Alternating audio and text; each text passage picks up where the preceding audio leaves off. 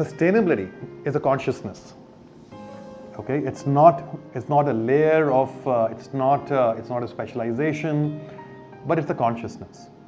And it's a consciousness that begins by saying that no is more.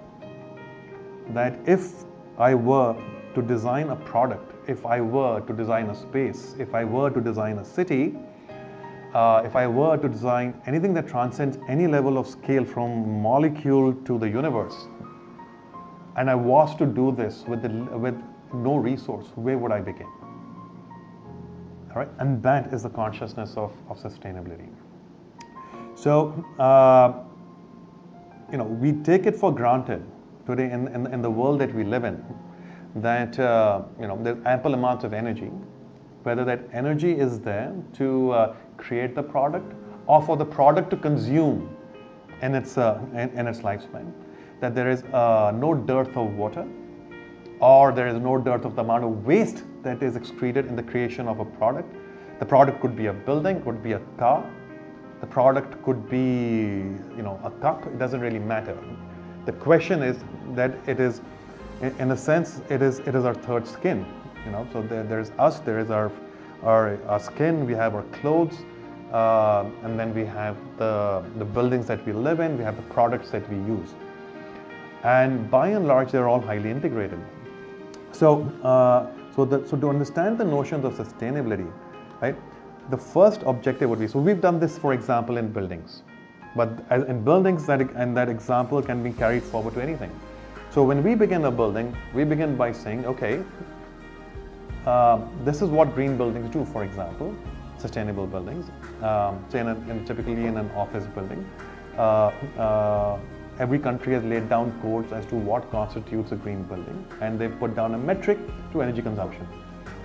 So we begin by asking the first question that, where did this energy metric come from? And as designers and architects, can we reduce that by 75%? Let's go with that.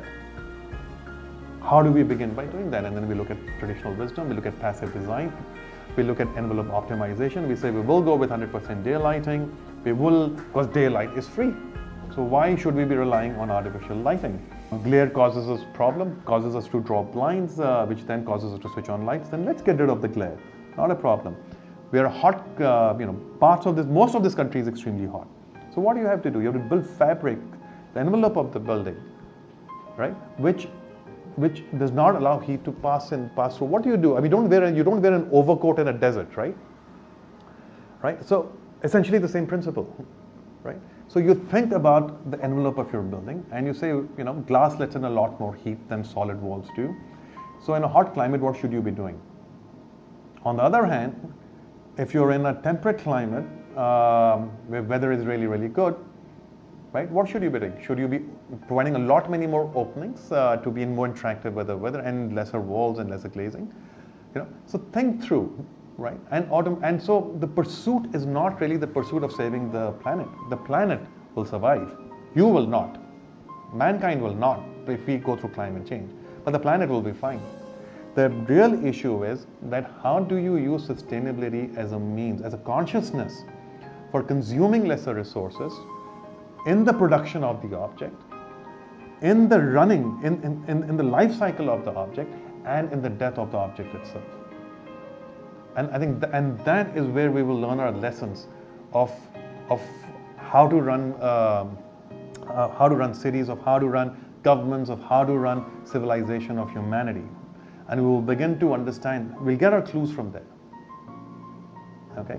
So the key really lies. So at the end of the day, if you're an interior designer, if you're a product designer, you're an architect, it is our responsibility. In fact, it is our core responsibility to demonstrate that we can build sustainably, not only for a metric that consumes lesser energy or a metric that consumes lesser water, but something that is in sync with the environment throughout its life cycle.